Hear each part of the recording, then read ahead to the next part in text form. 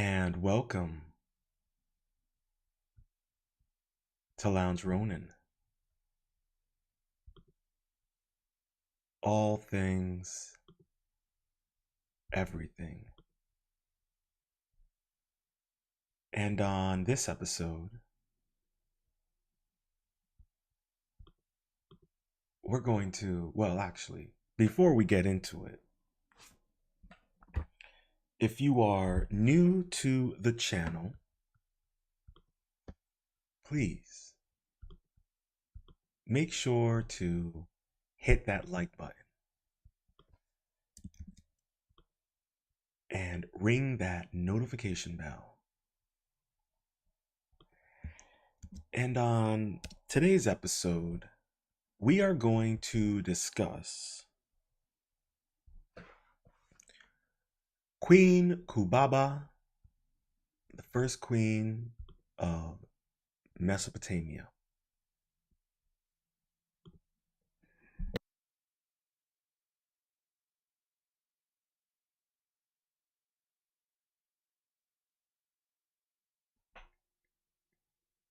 Now, if you're familiar with the king's list, the Sumerian king's list, and some of the fantastical history surrounding it, I was unaware of the fact that there was a female queen that was also listed. And I felt that, you know what? Let's go for it. Let's talk about this, because this is an important topic as well. And I feel like the more we learn about the Sumerians, the more we learn about the King's Tablet, the more we learn about that era of time, the more we become privy to the reality of ancient history, of ancient civilizations. And for me also, every now and then I'm surprised when I hear stories about this. And I know there are always people who will kind of comment and complain about women in power and the consequences of that. But I'm not here to really break down any of that. We're just here to just talk about this really cool moment of history and see what we can learn about it.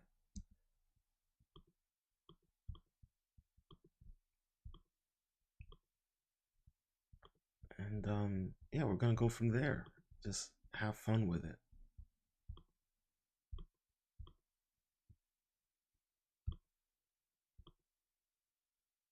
Alrighty.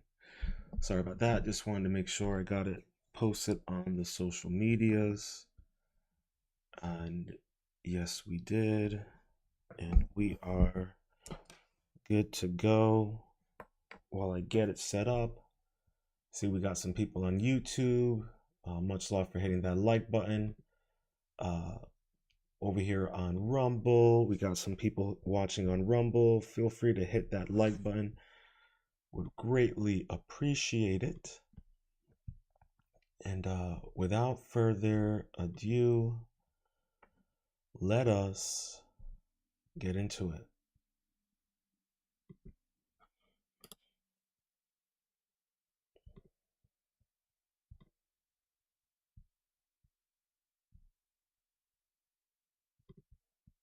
Right.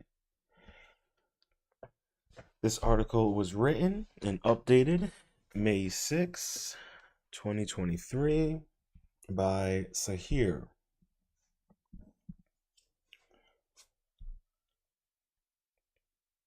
The King's List.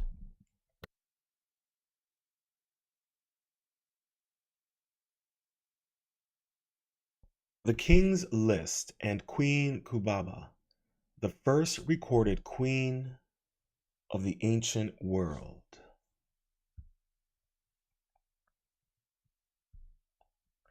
From Cleopatra to Razai Sultan, history is filled with powerful women who defied the norms of their time. But have you ever heard of Queen Kubaba? Reigning over Sumer around 2500 BC, she might just be the first recorded female ruler in history. Queen Kubaba is a captivating figure in Mesopotamian history, believed to have ruled over the city-state of Kish in the 3rd millennium BC. As one of the earliest female leaders on record, her story is an important piece of the puzzle in understanding the role of women in ancient societies.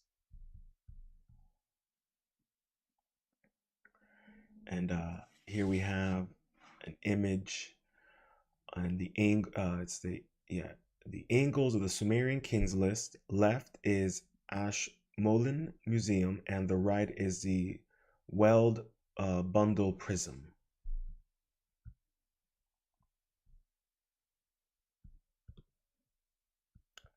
Hold on, let me just double check something real quick.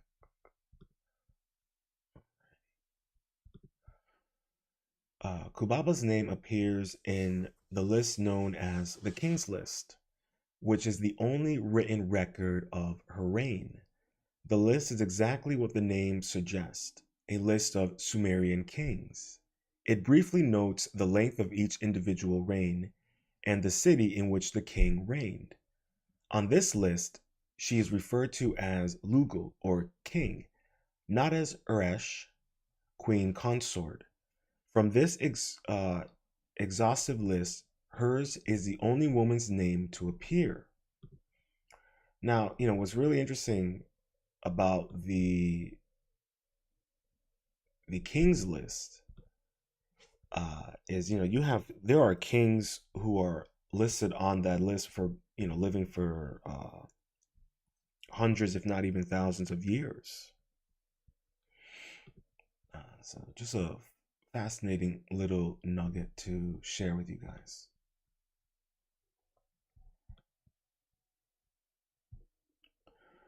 Quote, then Mari was defeated, and the kingship was taken to Kis. In Kis, Kubaba, the woman tavern keeper who made firm the foundations of Kis, became king. She ruled for 100 years. One queen ruled for 100 years. End quote. So let's dive in a little bit more on Queen Kubaba, because we only have, so far there's only supposedly just the existence of her name on the king's list, but there's more evidence to prove of her existence and to confirm her reign. This article was updated August 12th, 2017. Female statue in Turkey challenges common perceptions of women in the ancient world. The remains of a majestic female statue uncovered at the archaeological site of Atayat in Turkey may challenge our understanding of the public role of women in the ancient world. Excavations led by the University of Toronto archaeologists in southeast Turkey near the Syrian border have unearthed a beautifully carved head and upper torso of a female figure. The remnants are largely intact, although the face and chest appear to have been intentionally, possibly ritually, defaced in antiquity. The preserved remnants are made of basalt and measured 1.1 meters long and 0.7 meters wide, suggesting the full figure of the statue would have been 4 or 5 meters high. The lower body is missing.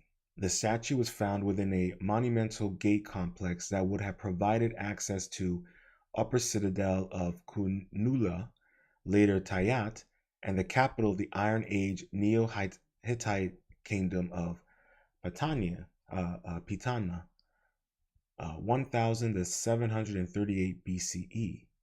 The site is approximately 75 kilometers west of the Syrian city of Aleppo.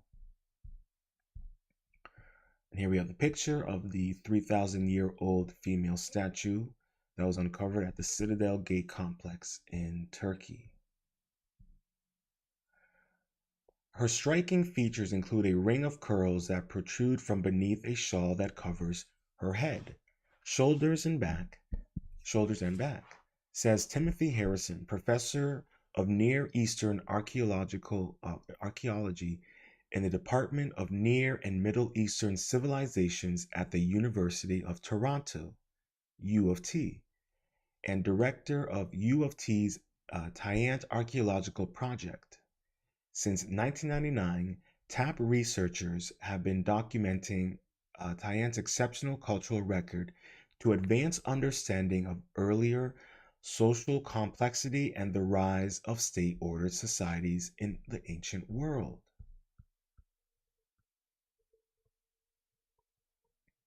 Here we have a picture of the Iron Age temple from Tel Tyant.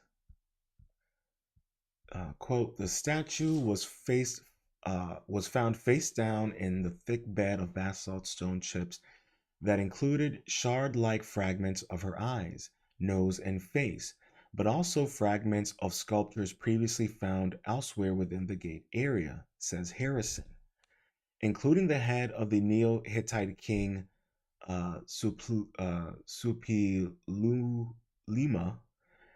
that we discovered in 2012. The recovery of these fragments will make it possible to restore much of, if not all of the face and upper body of the original figure, end quote.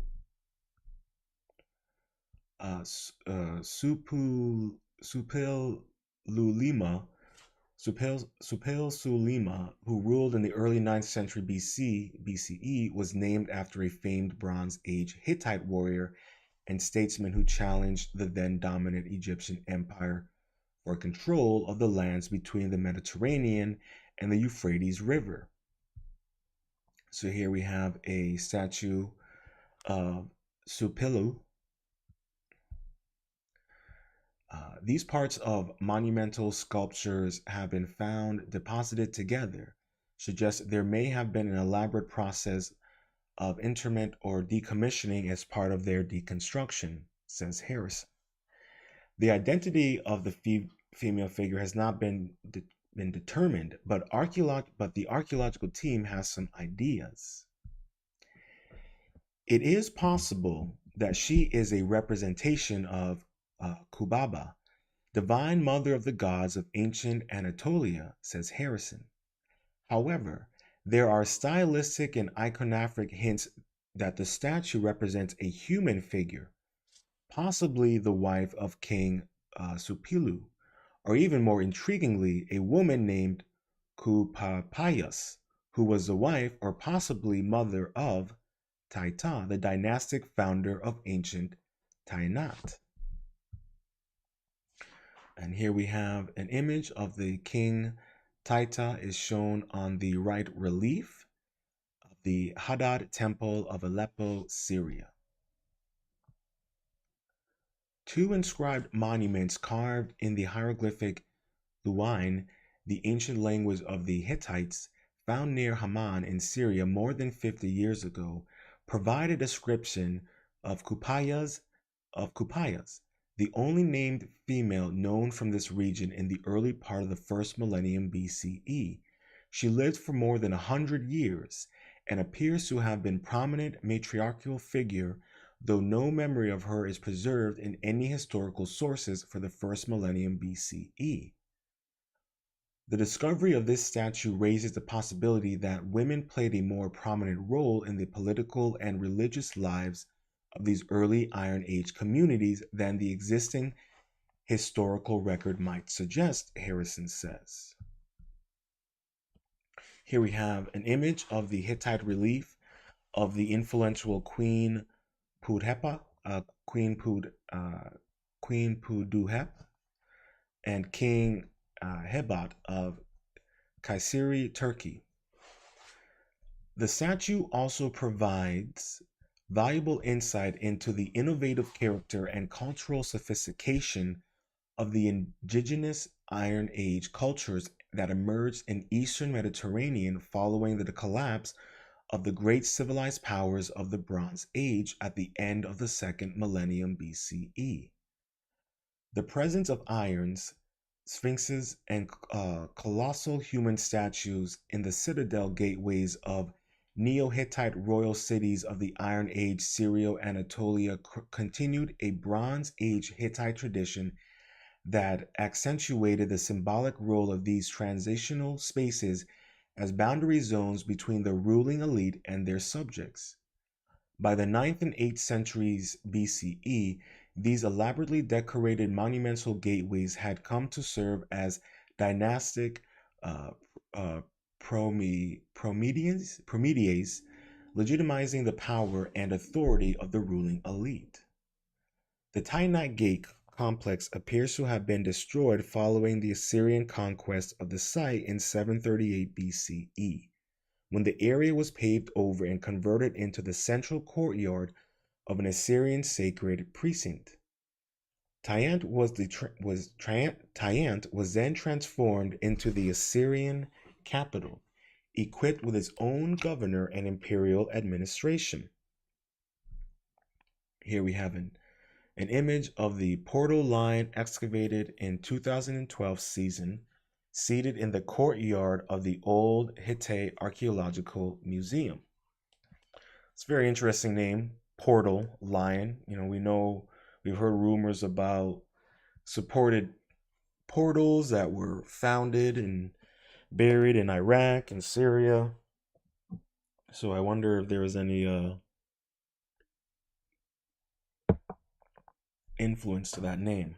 There are a lot of speculations and evidence that suggests that that's part of the reason why the U.S. went into Iraq and Afghanistan was to seize and collect many of these ancient architectures and technologies and information. Scholars have long speculated that the reference to Calneh in Isaiah's oracle against Assyria, Isaiah 10:9-10, alludes to their devastation of Kunula, says Harrison. The destruction of the Luane monuments and conversion of the area into an Assyrian religious complex may represent the physical manifestation of this historic event, subsequently memorialized in Isaiah's oracle. End quote. TAP is an international project involving researchers from numerous countries and more than 20 universities and research institutes. It operates in close collaboration with the Ministry of Culture of Turkey and provides research opportunities and training for both graduate and undergraduate students. The 2017 season was founded by Social Sciences and Humanities Research Council of Canada and the University of Toronto. So if you are interested in learning more about these archaeological excavations and sites, feel free to check them out. But this is really interesting because we're this is what I mean about as the veil continues to be unlifted in regards to ancient history and knowledge. We're learning more and more about the misconceptions and the narrative that the mainstream media would put upon us. And it's not always necessarily the case.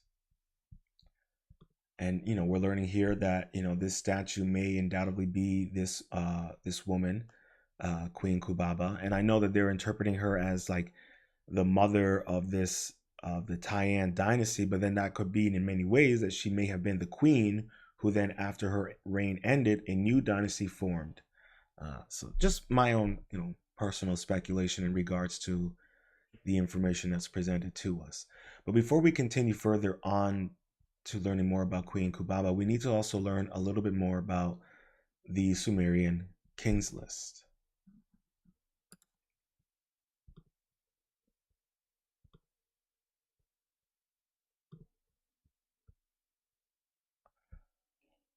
This was Updated July 30th, 2022, written by Joanne Gillen. The Sumerian king list reveals the origin of Mesopotamian kingship. Out of the many incredible artifacts that have been recovered from sites in Iraq where flourishing Sumerian cities once stood, few have been more intriguing than the Sumerian king list, an ancient manuscript originally recorded in the Sumerian language. The Sumerian king list is a register of the kings of Sumer, ancient southern Iraq, from Sumerian and neighboring dynasties. The list includes the names, supposed reign lengths, and locations of official kingship. What makes the Sumerian king list so unique is the fact that apparently it blends apparently mythical pre-dynastic rulers with historical rulers who are known to have existed in real life.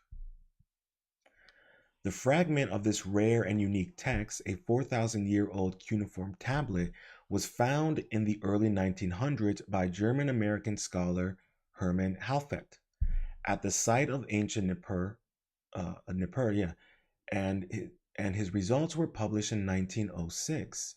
Since Hilprecht's discoveries, at least 18 other exemplars of the King's List have been found, most of them dating from the second half of the Isin dynasty, 2017 to 1794 BC. No two of these documents are identical. However, there is enough common material in all versions of the Sumerian King's List to make it clear that they are derived from a single ideal account of Sumerian history.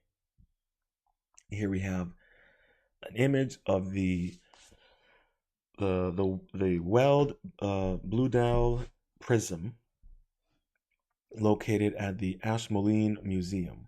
I believe that one's in Turkey.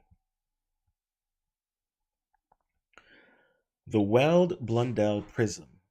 Among all the examples of the Sumerian King's List, the Weld Blundell prism is in the Ashmolean Museum cuneiform collection in Oxford. Oh, never mind. That's not in Turkey. Represents the most extensive version as well as the most complete copy of the Sumerian King List. The 8-inch high prism contains 4 sides with 2 columns on each side. It is believed that the Weld Blundell prism originally had a wooden spindle going through its center so that it could be rotated and read on all 4 sides. It lists rulers from the antediluvian, pre-diluvian dynasties. So before the flood, the pre-diluvian dynasties to the 14th ruler of the Isin dynasty, which went from 1763 to 1753 BC. The list is of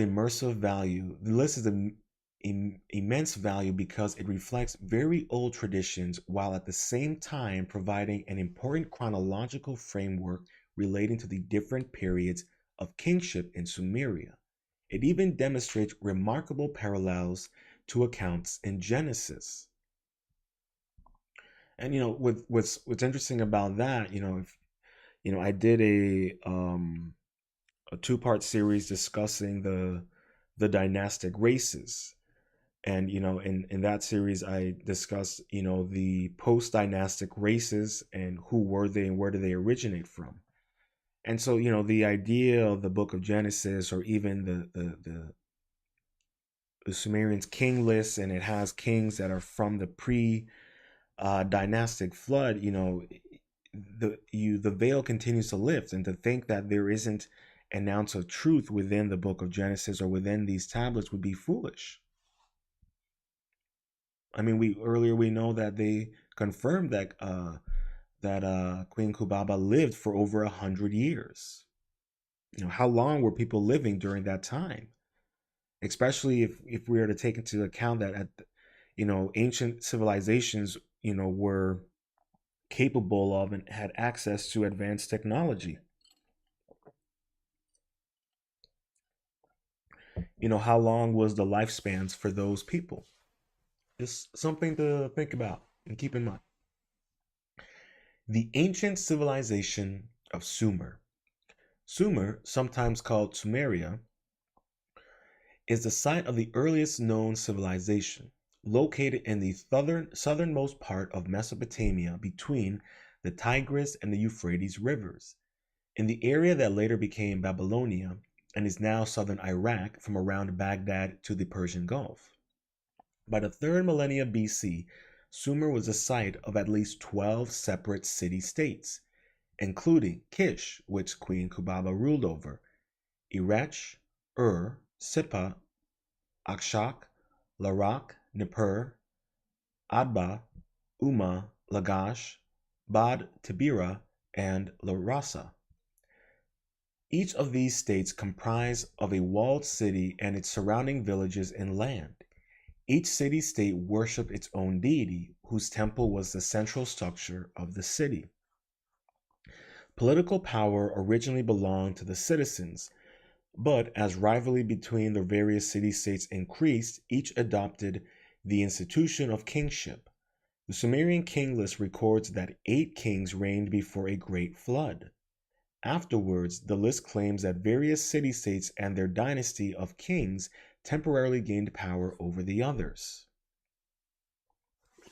We have an image of the sculptured vase depicting Gilgamesh wrestling 2 bulls from the Sahara temple at Tel Agrab, the Diyala region, Iraq.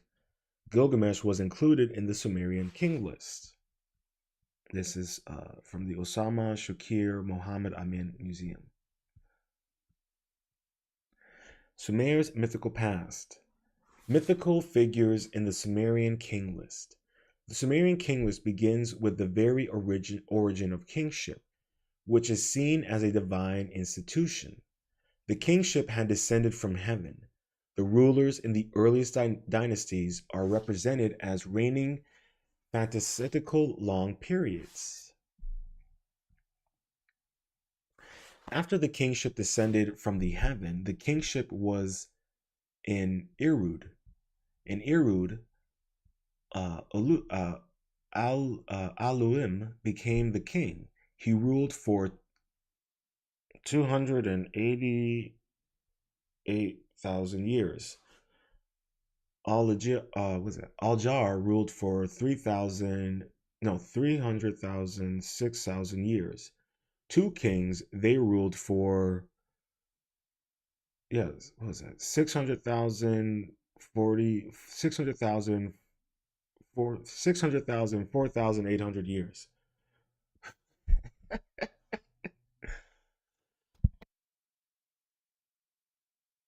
I had to cough. Now I know they're saying that this is like fantastical, but how do we know that for sure?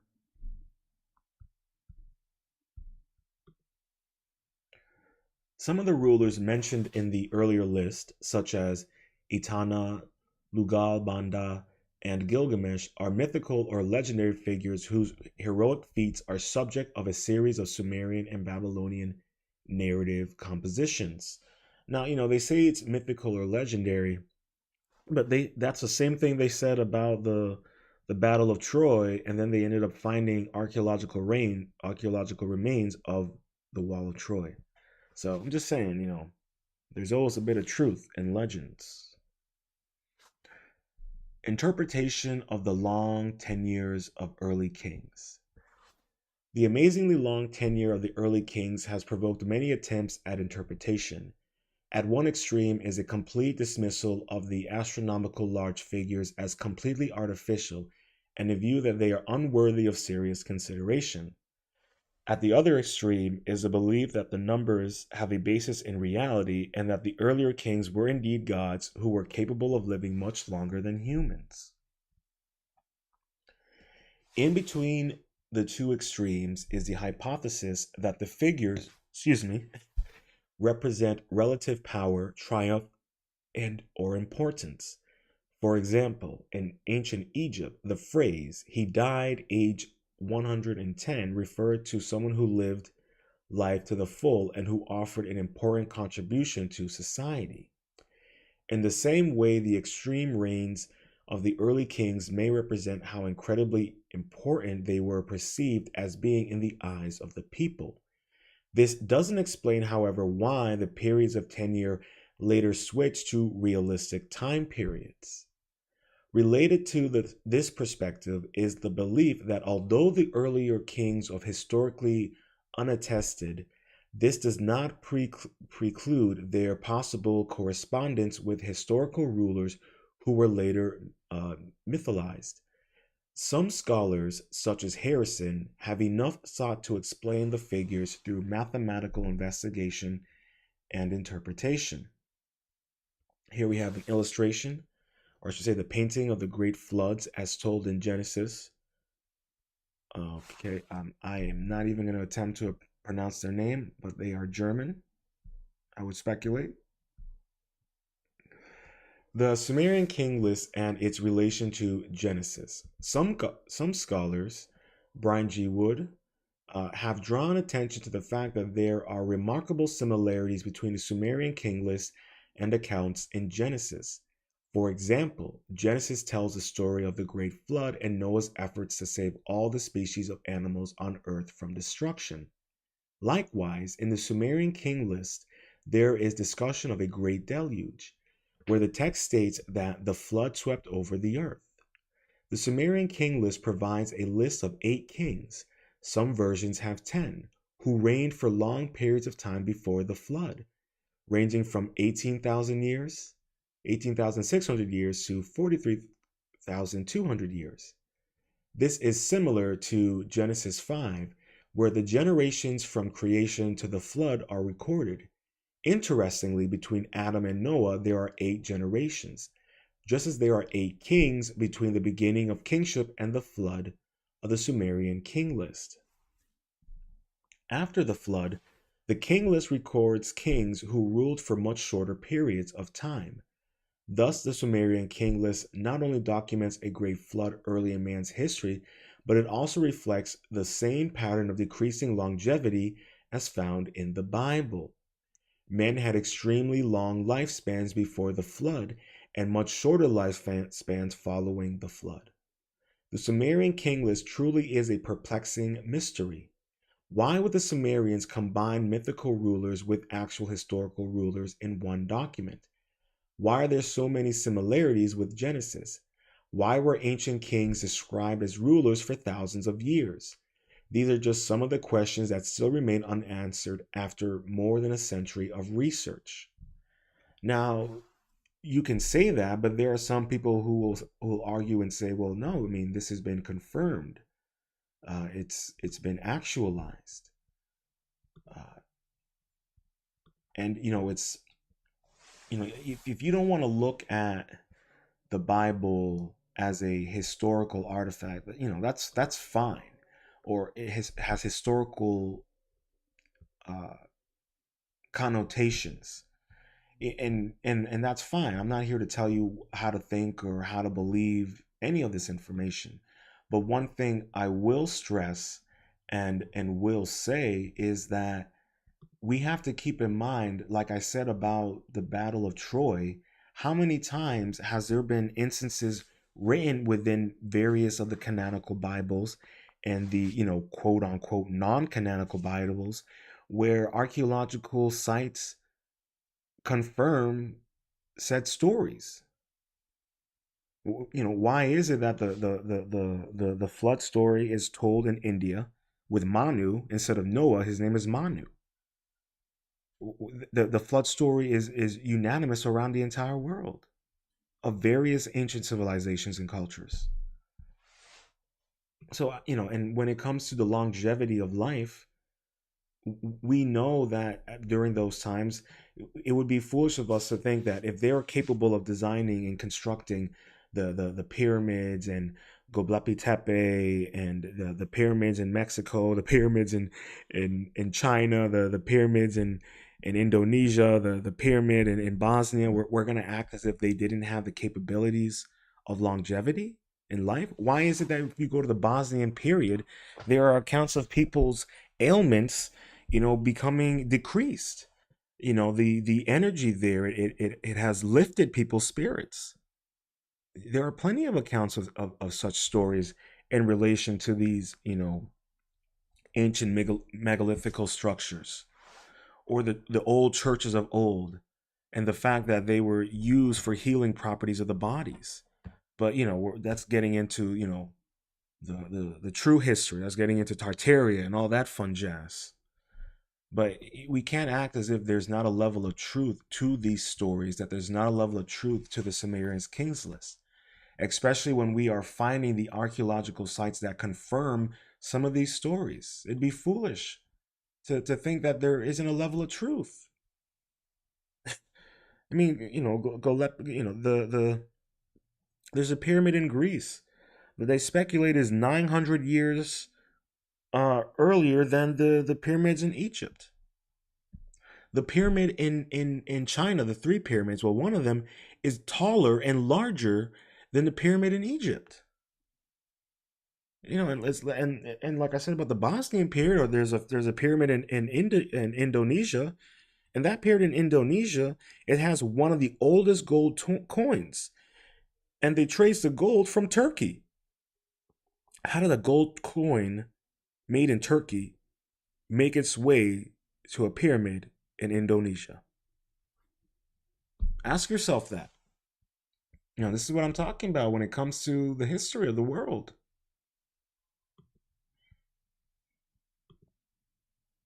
Now let's get back into the Queen. With consent, of course.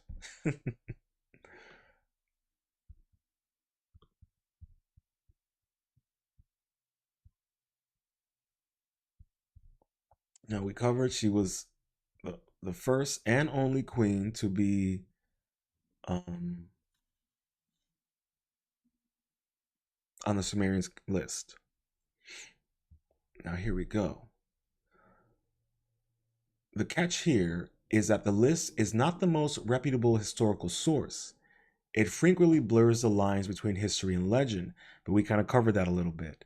An example of this is the name Enmen-Lul-Ana, who allegedly ruled for 43,200 years, or Kubaba's reign itself, which points to her having an unlikely 100 years at Sumer's helm. Simultaneously, there is a possibility that exists that the interpreted concept of time is different to the system we follow today. So let's learn a little bit about Enmen-Lu-Ana, one of the most oldest reigning kings of Sumer.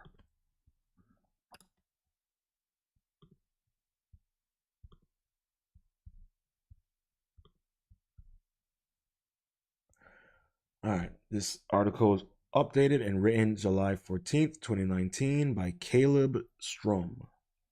First Kings, myths from around the world. How do they compare? Now, this article is actually interesting because it really covers the whole concept of, the longevity of kings pre-dynastic flood and post-dynastic flood. I really enjoyed this one, so I think you guys will like it. Monarchs have always played a very important role in how their subjects from their cultural identity. Egypt, China, and the Sumerian city-states are examples of some of the oldest monarchs. The Egyptian monarch began around 3100 BC. The historical monarchs usually fall short of their mythical counterparts. Real monarchs were real human beings with real flaws as well as strengths. I mean, if you read the Epic of Gilgamesh, that he had some real flaws and some real strengths. The kings of mythology had impossibly long lifespans and were often morally perfect lawgivers and sages. That's not necessarily true. These stories also follow a pattern. The earliest kings tend to be near godlike with immersed lifespans and superhuman powers, and they gradually become more human as time passes. The first king of Egypt. Egypt is certainly one of the world's oldest monarchs, if not the oldest, according to the historian and Egyptian priest Mantho. The first king of Egypt was a man named Menes. Menes is said to have unified Upper and Lower Egypt. He is also said to have founded the city of Memphis. Here we have the Corset of Menes on the Abydos Kings list. Furthermore, he is credited with having built other cities, constructing dikes, and having introduced writing. In one myth, he was taken away by Hippopotamus at the end of his life. Menes began the first dynasty of Egypt. Manetho said the Menes dynasty consisted of 8 kings, but he does not seem to say anything about these kings. They may have been legendary or proto-historical. Interesting. The long reign of the kings of Sumer. The Sumerian kings list. The Sumerian city-states represent the first truly urban civilization. They flourished from about 2750 BC to about 2000 BC. Sumerian records are known for their extensive list of kings. The king list resembles the genealogies in Genesis 5 and 11:10:32, since it starts out with 8 kings with incredibly long lifespans, followed by a great flood. After the flood, the ages taper off, going from 900 to 1200 years to about 300 to 500 years, and finally to more typical human lifespans. Here we have a picture of the stone tablet inscribed with the Sumerian king list. The first king in the Sumerian king list is Alulim, the king of Eridu, the first city according to the ancient Sumerians. Alulim reigned for 28,800 years. His successor, Alagar, reigned for even longer, 36,000 years. After the reign of Alagar, the city of Eridu lost kingship and capital city was moved to Bad Tibira. The first king of Bad Tibira was Enmen-Luana, who reigned for 43,200 years. 3 kings ruled this city, the last of which was the famous shepherd king Dumuzi, who was later worshipped as a god. He ruled for 36,000 years. The total amount of time that the kings ruled in Bad Tibir was 108,000 years. Following the reign of Dumuzi, the city of Bad Tibir fell and the kingship went to another city. This pattern continued until the Great Flood. The total time from the beginning of the reign of the pre-floods to the flood is about 385,000 years, more than a bit longer than the time between creation and the flood in biblical chronology. After the flood, the same pattern continued as different cities rose to power and gained the kingship, only to eventually lose it. The difference is that the oldest kings lived no longer than 12,000 years, much shorter than those before the flood. The ages drop off until the king list reaches kings and historians and archaeologists considered to be historical, after which the lifespans are closer to the average human lifespan that would be expected at the time. Interesting. And there's a lot of interesting, there's some really interesting story about Enki and Enlil and cutting off the lifespan of humanity. If that's something you're really interested in learning more about, I highly recommend you check out Forbidden Knowledge TV, Billy Carson's YouTube channel. He's got some great information on the Sumerian tablets, the Elima Unesh, all of it. Great content. Highly recommend you check him out. The deity sovereigns of China. The oldest Chinese dynasty considered to be historical by most archaeologists and historians is the Shang dynasty, which lasted from 1600 BC to 1046 BC. Two semi-mythical dynasties are said to have preceded the Shang dynasty. The first dynasty is that of three sovereigns and the five emperors. The three sovereigns were godlike figures that are believed to have been the earliest rulers of China. They are believed to have introduced the basics of civilization. Like Sumerian pre-king floods, they had enormously long lifespans. The first of the three sovereigns was Fuji. After a great flood devastated the world, Fuji and his wife were chosen by the Emperor of Heaven to repopulate the earth. You see, the story is everywhere. The flood story went international. Here is a painting of the mythological sage ruler Fuji. While doing this, Fuji also is said to have introduced riding, fishing, animal trapping to mankind. He is also credited with establishing the institution of marriage. He ruled for 18,000 years and is called the Heavenly Sovereign. Fuji was succeeded by Nuwa, a being with a half-human, half-snake body. Nuwa is said to have tried to curb the tide of the flood by using her snake-like body to block the opening in the heavens from which the flood waters were coming. Nuwa is also believed to be the creator of humanity as well as animals. In one legend, she was present when the world was created. She was lonely, so she decided to create animals and humans. During the deluge, when the water god smashed his head against the pillar holding up the sky, she worked tirelessly to repair the cosmos and fix the damage. Nuwa played many roles such as a wife, sister, tribal leader, and even a man at one point. She is called the earthly sovereign and she ruled for 11,000 years. And here we have a drawing of the sovereign Nuwa repairing the pillar of heaven. The last of the three sovereigns was Shennong. He ruled for 45,600 years and is said to have taught agriculture to humanity. He is also considered to be very important in the development of traditional Chinese medicine. The five emperors are also semi-mythical emperors, who have also been deities at one point. They still had unusually long lifespans, but nowhere near the length of the lifespan of the godlike three sovereigns.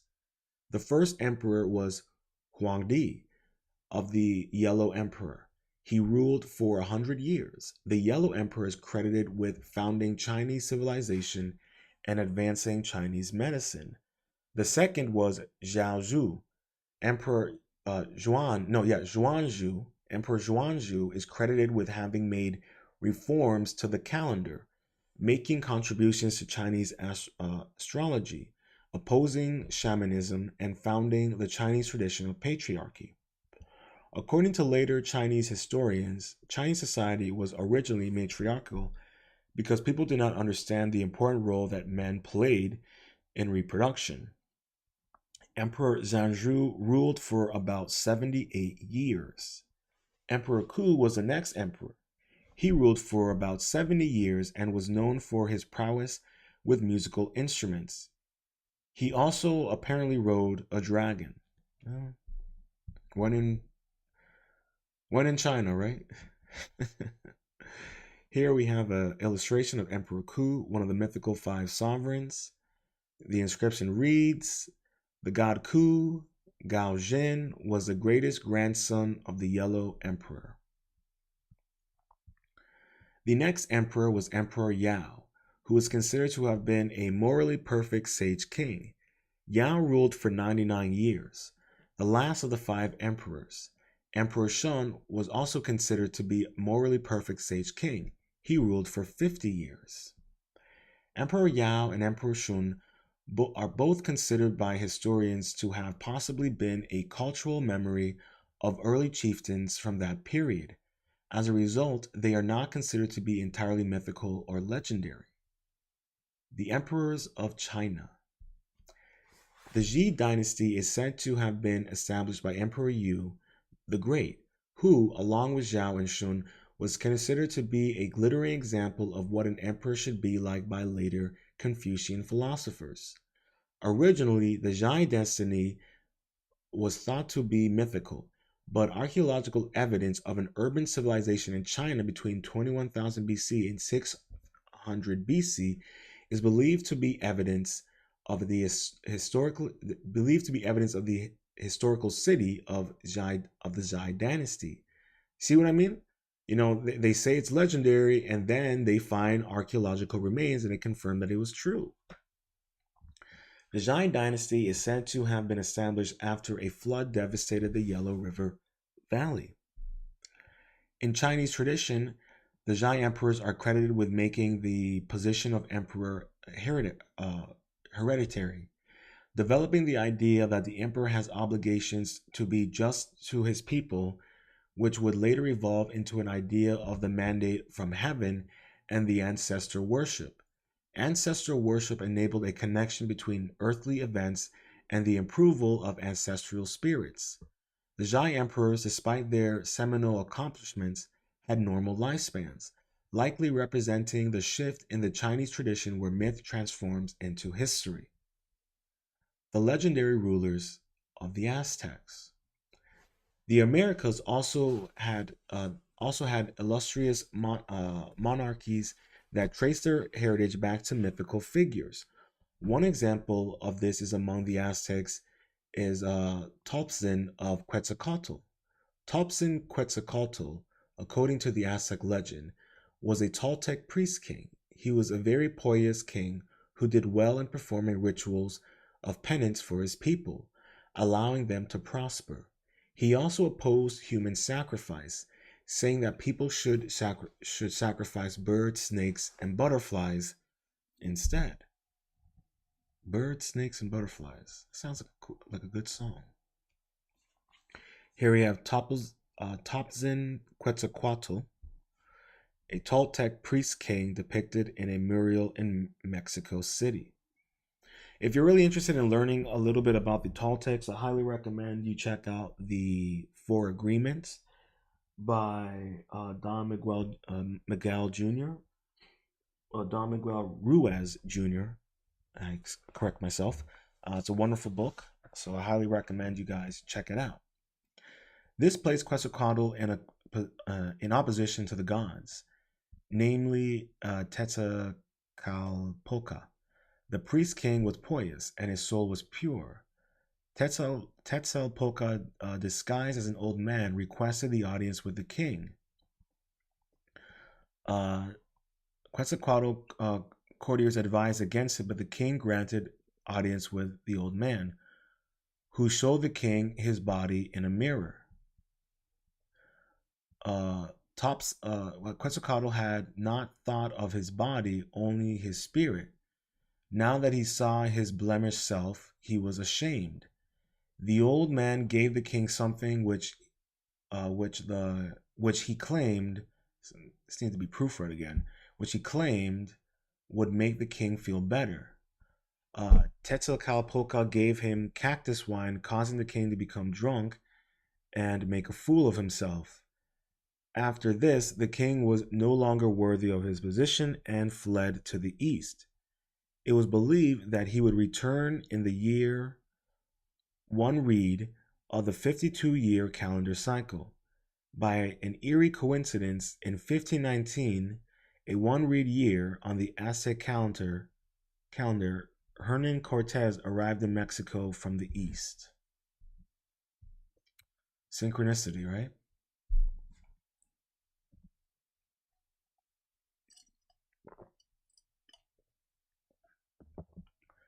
The mythical kings of Athens. Although Athens is more commonly associated with democracy, Athens was ruled by kings before it was ruled by a democratic system. The kings of Athens ruled during the Bronze Age and were probably mythical. The very first king of Athens was Cercops. Cercops was half man, half serpent. During the founding of the city over which he would rule, Poseidon and Athena are said to have had a constant over the who would be patron deity of the city of Athens. Oh, have a contest. I apologize. Poseidon created a well on the Acropolis to woo the Athenians, while Athena provided an olive tree. Cecrops ended with siding with Athena, and she became the patron goddess. During his reign, Cecrops is said to have established Athenian marriage and divided Ithaca into 12 settlements, among other accomplishments. Another famous king of Athens was Theseus, the king famous for having slain the Minotaur in Crete. The prehistoric kings of Athens, unlike those of China Sumer, lived normal human lifespans. And here we have a picture of a statue of King Theseus slaying the Minotaur of Crete. The last king of Athens was Codrus, who is said to have reigned sometime in the 11th century BC. Codrus is said to have been a noble example of patriotism and self-sacrifice, who gave his life to ensure peace for the city of Athens. According to legend, the Athenians believed that no one other than Codrus could be worthy of the title of king, so they replaced the title of king with the office of atron. Comparisons and conclusions.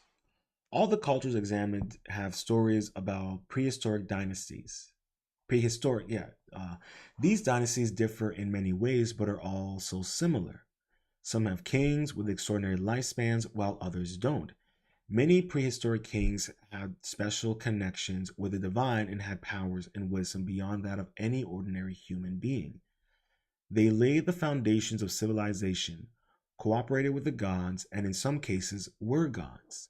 Another pattern that is apparent is that as the dynastic lines get closer in time to the present day, the kings become more and more ordinary. The first kings are semi-divine, if not actually divine, and in some cases participated in the creation of the universe.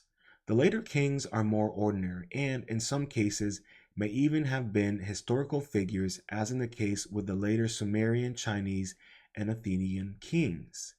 The idea of kings being able to do things above the abilities of ordinary people, such as invent new technologies, live for thousands of years, and be morally perfect, reflects the common belief across cultures that kings were gifted and ruled because they had been given special power to do so by the divine. They were the rulers because they had abilities and capabilities and capacities beyond the ordinary person, enabling them to govern.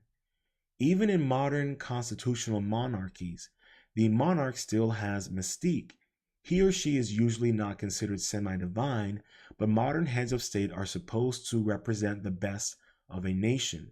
Even today, we want our kings and heads of state to be individuals that we can look up to and see as role models, even if they don't live for thousands of years or have divine powers. Yeah, that's not going to be happening anytime soon. But the reason why I wanted to kind of bring this up to you guys is so that you can also get the idea that, this whole idea of kings living for thousands of years, it's not a new idea, it's not a new concept.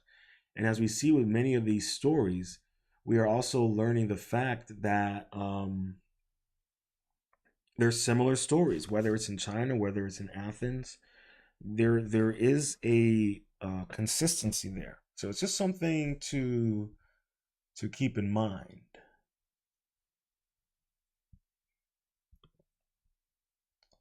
But let's get back on to Queen Kubaba.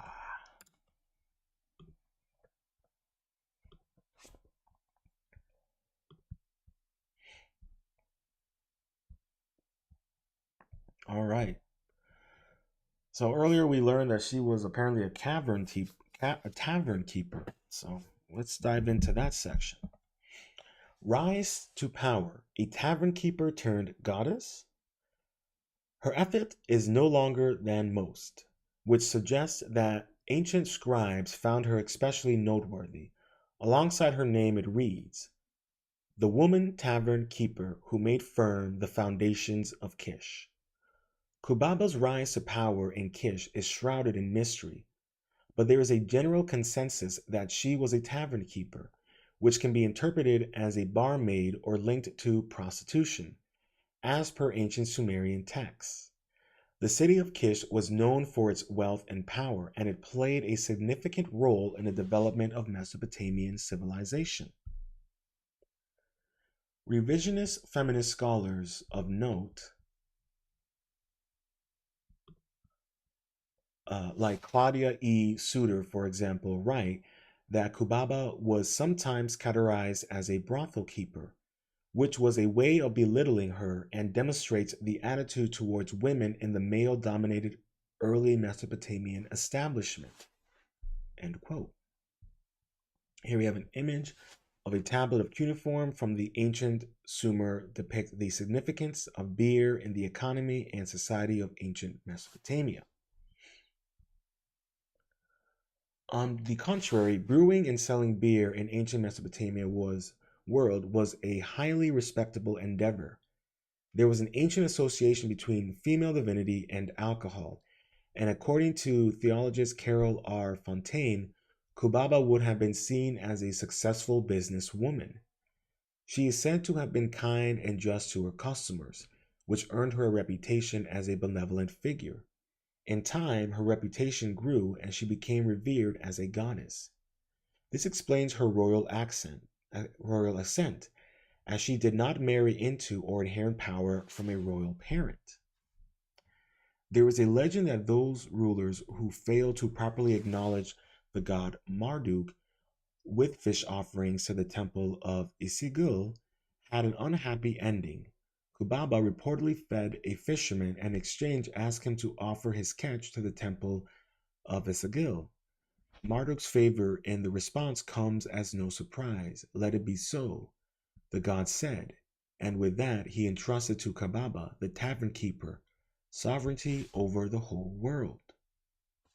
Some sources suggest that she was a member of the ruling dynasty of Kish and that she inherited the throne from her father. Others suggest she was a commoner who rose to the power through her own abilities and charisma. Whatever the case may be, it is clear that Kubaba was a formidable leader who left a lasting mark on Kish. Now let's learn a little bit more about this the god Marduk and his importance to Sumerian rule of legitimacy.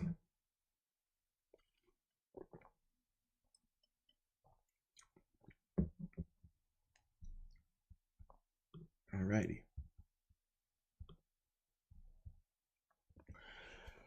Marduk. Well, hold on. This was written and updated August 17th of 2018 by Veronica Parks. Marduk, Babylonian king of gods and reportedly liberator of the Jews. Most people have heard of Zeus, Odin, and Jupiter, but not many have heard of Marduk. Born to the mother and father of all Babylonian gods, Marduk clawed his way to the top, becoming the head of the Babylonian pantheon. He fought against his mother and father to help mankind hold back the forces of chaos. His likeness brought both peace and pestilence to the land surrounding Babylon, and he even helped the Jews rebuild their temples in biblical times.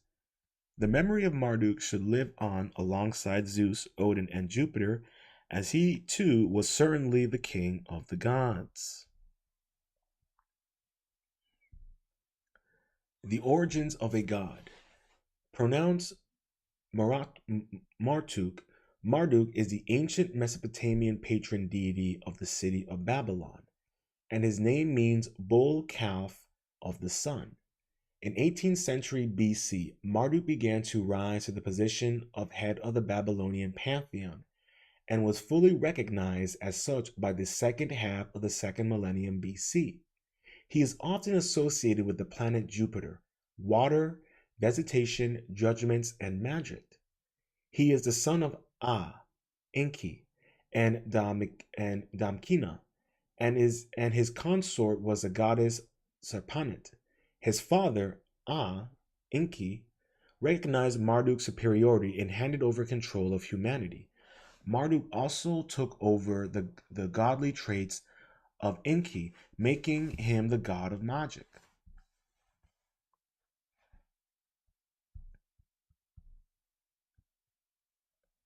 In the early 19th century BC, Babylon became an independent city, yet it was overshadowed by more powerful Mesopotamian states, such as Isin, Larsa, and Assyria. The 18th century BC Babylon grew in power, and with it the cult of Marduk also gained influence, thus marking his triumph over Enlil, god of the former Mesopotamian states, and solidifying his place as head of the Babylonian pantheon. Enuma Elish and the Battle of Marduk and Tiamat. Enuma Elish was written in the 18th century BC to recount the glorious rise of Marduk to the power beginnings with his birth, his historic deeds, and finishing with how he became the ruler of the gods. The document tells the story of a civil war between the gods. Aspu, the god of fresh water and the father of the gods, decided to kill his children, the younger gods, at the advice of his advisor. That sounds very familiar to the Titans. And Cronus. Tiamat, the goddess of salt water and creation, the consort of Apsu, and the mother of the gods, revealed this plot to Enki, son of Aspu and Tiamat, who killed his father. This threw Tiamat into a rage, and she began to kill her children. Infanticide. I'm not sure if I'm pronouncing it correctly. The younger gods were in search of one amongst them who could defeat the gods that were rising against them.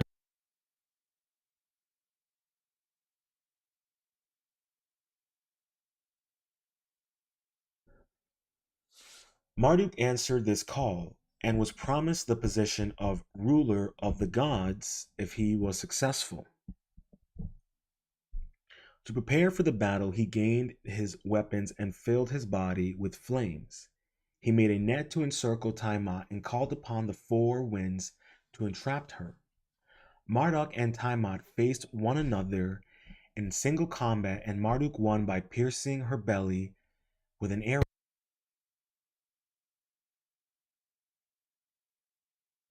Next, he defeated Kingu, leader of Tiamat's army, and freed mankind from carrying the burdens of life. Thus, humans joined forces with the gods to hold back the forces of chaos and maintain order in the world.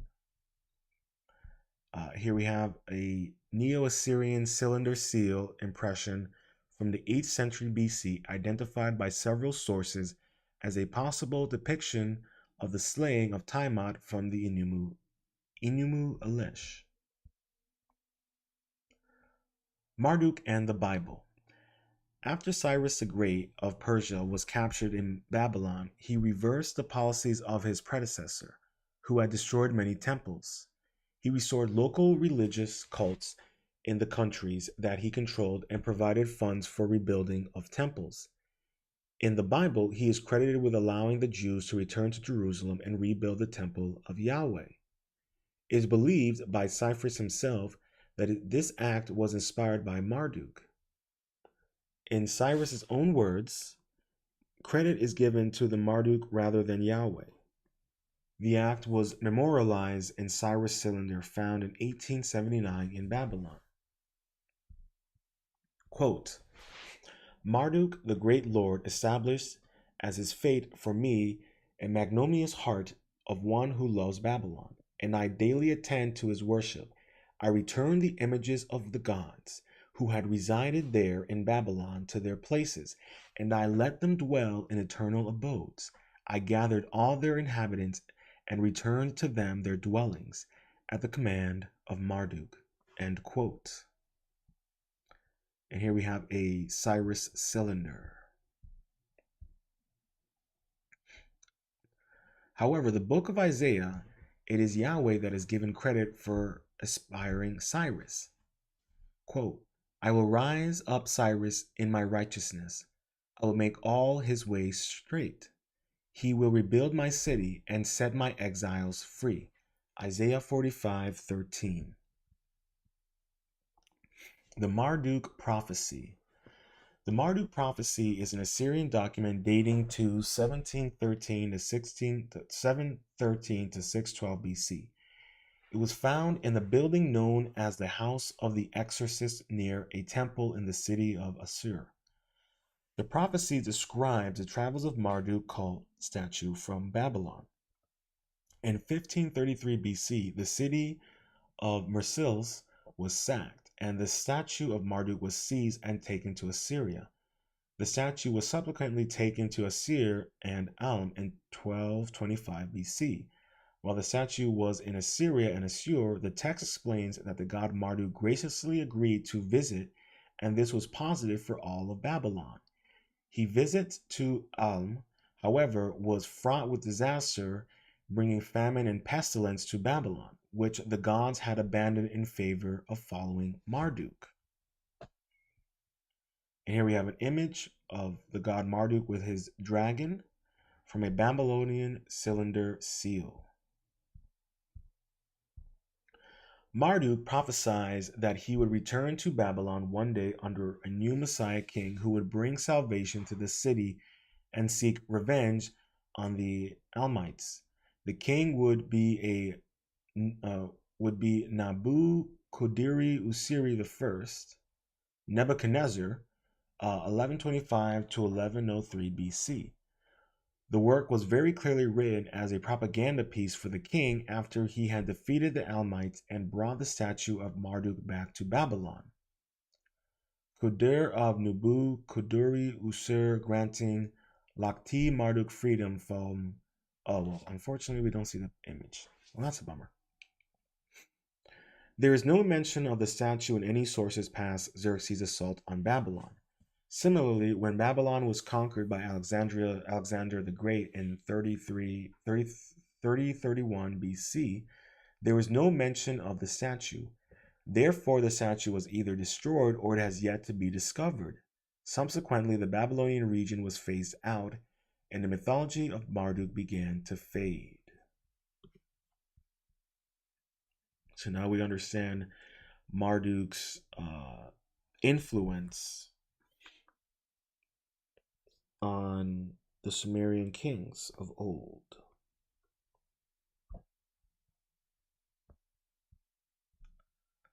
Now let's get back inside Queen Kubaba with consent, of course. Alrighty. Now we learn that she may have been a tavern owner, possibly selling beer and prostitution.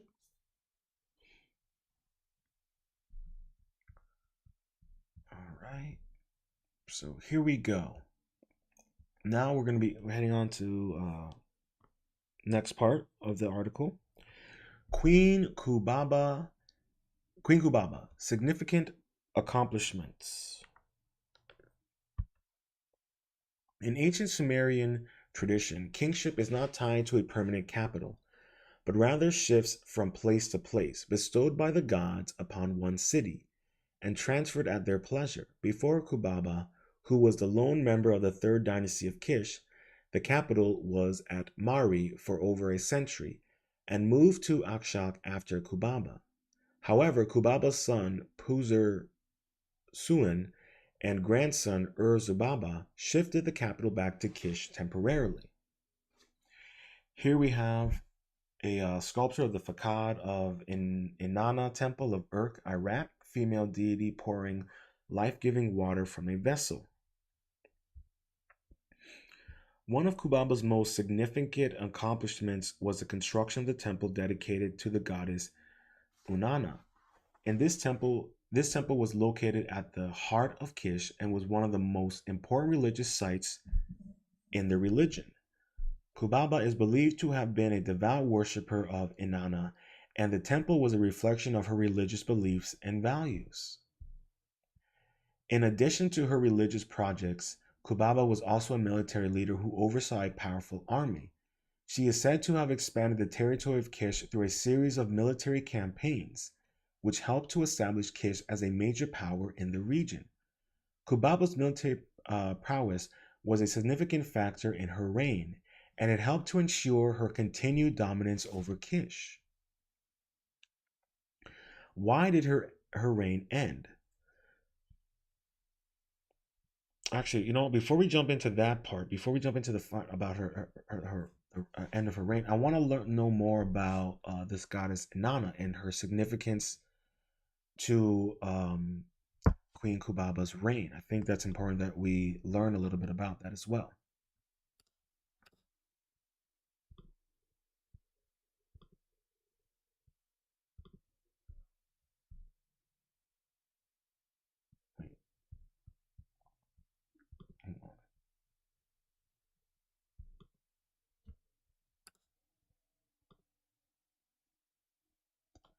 Ooh, give me a quick moment. I made a boo-boo. Let me fix this real quick.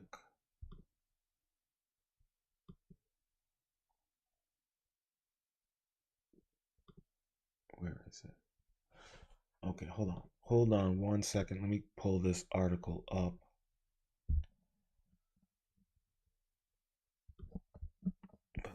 While I'm doing that, please, if you're new to the channel and you've been enjoying the content thus far, please hit that like button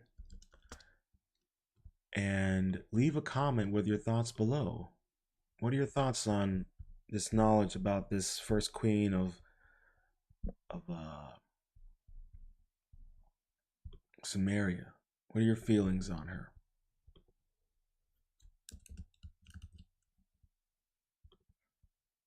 And also, what are your thoughts on, well, a lot of this information and how it relates to other religions, other cultures, other sects. I mean, it's all kind of coincides together. Uh, so please leave some comments. Let me know what you guys think. All right, let's do it. All right, this was updated January 2nd, 2017. The Descent of Inanna into the Underworld, a 5,000-year-old literary masterpiece. The Descent of Inanna, also known as Inanna's Descent to the Netherworld Underworld, is a piece of work in the literary corpus of ancient Mesopotamia. This story, which was originally written in cuneiform and inscribed on clay tablets, is in the form of a poem. The Descent of Inanna tells the imponious heroine's journey to the underworld to challenge the power of her recently widowed sister, Ereskigal. The poem is thought to be imbued with the meaning and symbolism, and various interpretations have been attached to it. Goddess of sex and war. My two favorite things. Inanna is a goddess of Sumerian mythology and is known as Ishtar in the Akkadian pantheon. She's regarded as one of the most important deities of the Mesopotamian pantheon and is known primarily as a goddess of sexual love, though she also has the reputation of being a goddess of war. Inanna is said to be the most complex Mesopotamian deity, as she possesses attributes that seem to contradict each other. At times, she is portrayed as a young girl under patriarchal authority, though at others she is depicted as an ambitious figure who seeks to expand her own sphere of influence. This later trait is said to be visible in the Descent of Inanna. So here we have an image of Ishtar, Inanna as a warrior presenting captives to the king. Among the world's oldest poems.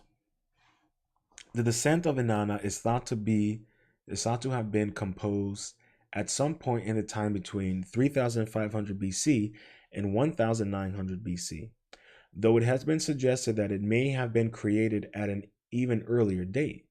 The poem contains 415 lines, and by comparison, the Babylonian Ishtar descent is told in 145 lines. It had been suggested that the difference was due to the influence of the patriarchy, which diminished the power of it, which diminished the power and importance of this goddess during the second millennium BC. Here, and we have, this is a terracotta cuneiform tablet, and it's about the myth of Inanna prefers the farmer.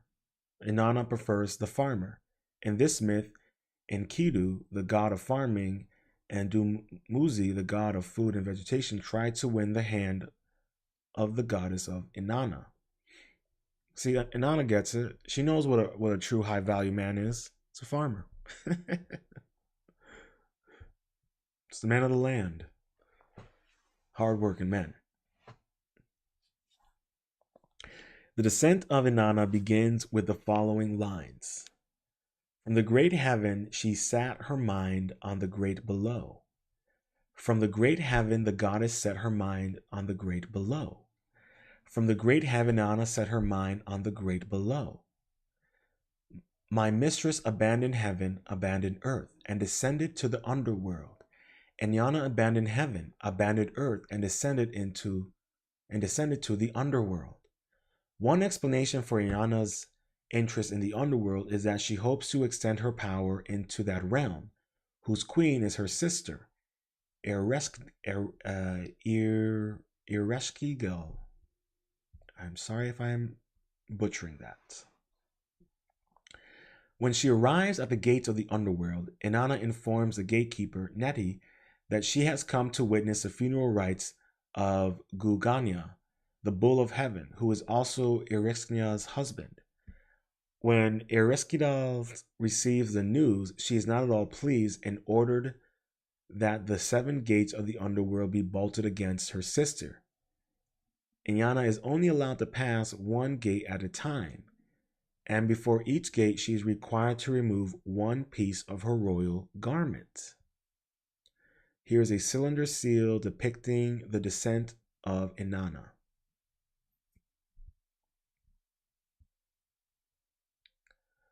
By the time Inanna reaches the throne room of Ereshkigal, she has been stripped naked and was powerless. Ereshkigal overpowered her sister, who was turned into a corpse and hung on a hook. God damn. Prior to entering the underworld, Inanna had instructed her servant Nishubur on how to come and aid her should she fail to return at an expected time. This Nishubur went to the god Enki, Inanna's father, for help. Whilst Inanna was unsuccessfully revived by the servants sent by her father, she is unable to leave the underworld as easily as she entered. Oh, she was successfully revived. Okay, apologies. Here we have a cuneiform cylinder of Ereshkigal. I don't know even Ereshkigal, queen of the netherworld. A substitute had been found, and Enki's servants tried to take several of Inanna's followers through the goddess stops. She tried to take several of Inanna's followers, though the goddess stops them from doing so, and they were all mourning for her supposed death. In the end, Inanna encounters Dumuzi, her husband, who is clearly not in mourning, as he was clothed in a magnificent garment and seated magnificently on the throne. This infuriated Inanna, who ordered him to be seized. Dumuzi prays to Utu, the sun god, to save him, and is transformed into a snake. Nevertheless, he is captured in his attempt to escape and is brought to the underworld. Geshhintana, Dumuzi's sister, volunteers to be her brother's substitute, and in the end, it was decided that Dumuzi and his sister would each spend half the year in the underworld. Unlike the Greek myth of Persephone, personify. I can't. How do you play her name? Personify. I'm butchering names today. I don't know. Do not know why. And Demeter. This event is used to explain the changings of the seasons. So all these stories. You're like, oh, well, it's the same as the Greek story. Yeah, well, this predates the Greeks. So it's, you start realizing that A lot of these ancient texts, a lot of these ancient stories, even those in the Bible, were taken and inspired from earlier religious stories and sects. It's just the truth. All right. Now, let's finish off the ending of Queen Kubaba. Why did her reign end? Kubaba faced opposition from rival city states and from within Kish itself.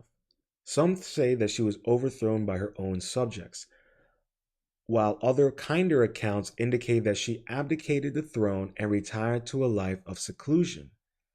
Despite some dodgy historical inaccuracies, it is clear that Kubaba's very ascent to the throne is nothing short of legendary. This in itself openly challenged the political hegemony of man as the king, as Kubaba took upon a man's duties with ease and outdid herself in that regard. Transcending gender divisions, she violated the natural order of things. Studying her becomes an essential part of understanding one of the first civilizations in the world. In the millennia after her death, Kubaba was defined and worshipped as a Neo Hittite goddess, and supposed local reincarnations of her seized power in the decentralizing empires of the Levant belt. This in itself is clear indication of her power and influence. So there you have it. Queen Kubaba, was a woman, you know, among men, and a woman who was capable of handling the responsibilities and challenges uh, that most men of that era who were in power faced. And this is not to say that women can't handle being in power, but we do know that men inherently are better leaders. That's just inherently a fact.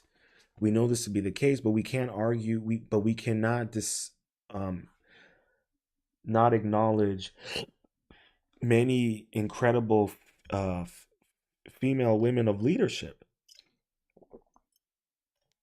who were successful in their reigns and in their leadership. And I think Queen Kubaba is an example of a woman who clearly used her femininity and allowed that to strengthen her masculine attributes in regards to leadership and into war. This is the thing that we kind of seem to like forget and pretend as if women of old, of that age, of that time, who were um in great leadership positions, did not acknowledge and use their femininity to their advantage. Of course, there's a stark difference. I would speculate there is a stark difference between strong independent girl bosses of now and girl bosses of then. And if you look at the girl bosses of now, they're not very feminine. Nothing about them is very feminine. They are extremely masculine, um, and very combative. But I would speculate that that was probably not the case in regards to the female leaders of old, where they knew that compromise uh, and being able to navigate the world and men required having a sense of your surroundings and your strength and weaknesses. And for her, going being a tavern owner, she understood people, she understood men, she understood women, she understood how to negotiate and navigate and communicate, and that probably aided in her abilities to rule and lead and win battles.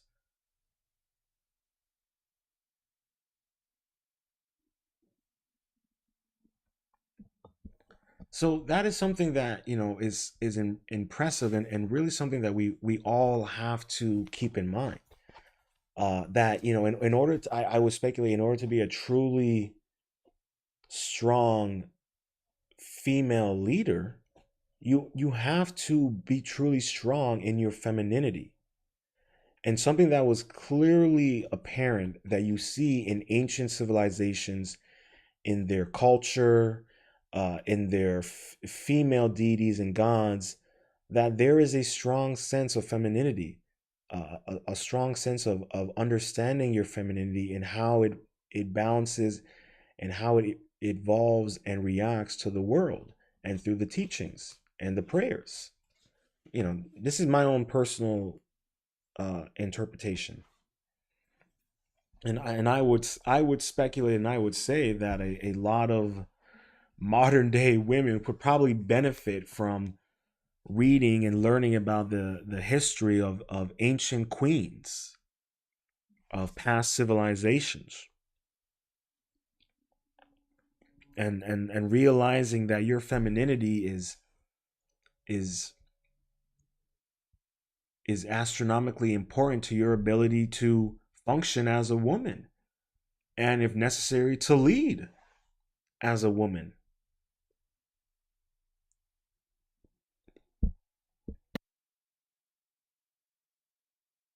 These are my personal interpretations and my perspective. So I'm not requiring anyone to take my words as face value. I'm just saying this is how I would interpret it. Uh, so I think that's something that for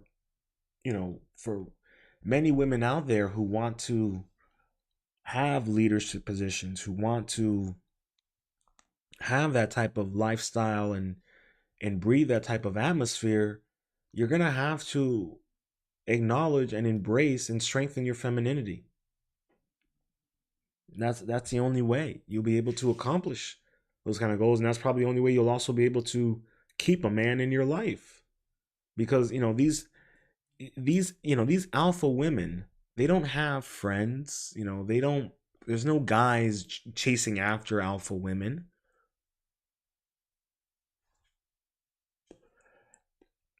There's no femininity in their behavior and the way they conduct themselves. I'm sure in terms of maybe the way they dress and things like that, there might be some femininity, but the energy that they are giving off is not feminine. It's very masculine.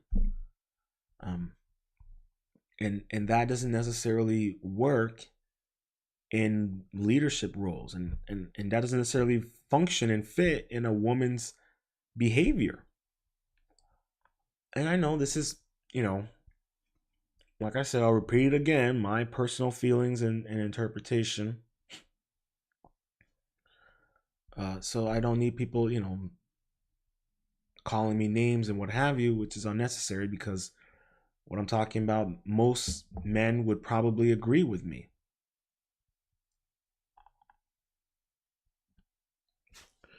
So, you know, when you study these ancient queens, you have to study their femininity. You got to study how they conducted themselves. And I think right now, with the feminist movement, and what was it? I had a tweet. I didn't put it out yet, but it goes, the feminists push so hard for inclusion that they have become excluded themselves. And that's essentially, what we're dealing with right now. And you look at a woman like Queen Kubaba, even though she may have been the only female queen on the Sumerians list, her contributions um are still felt. They reverberated.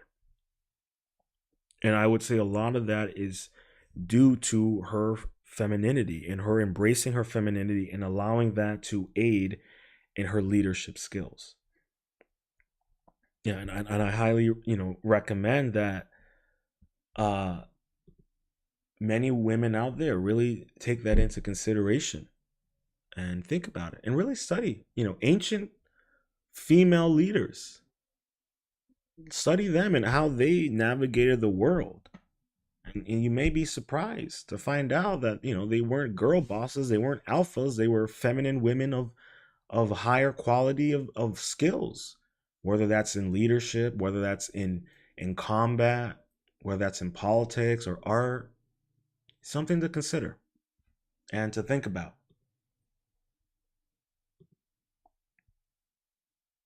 So, be mindful, study, educate yourselves. And, and for the ladies out there who end up listening to this, really, you gotta embrace your femininity. Strengthen your femininity. Strengthen yourself. And you will definitely see an entirely different change in your character and how men perceive you and how the world interacts with you.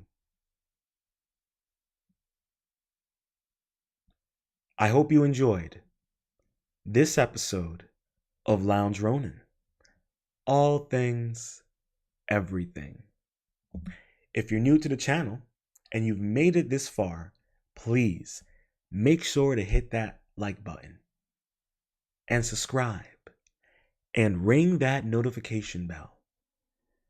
And feel free to share this stream out with like-minded minds and individuals. And don't forget to leave a comment with your thoughts below. What are your thoughts on the ancient queen of Kubaba, the first and only queen of the Sumerians list? What are your thoughts on women embracing their femininity and allowing it to aid in improving their skill sets, whether that be in leadership skills or in communication or what have you? And also, provide me some constructive criticism, as that allows me and the channel to grow. And make sure to follow me on social media. And until next time, stay positive, stay focused, stay true, and much love.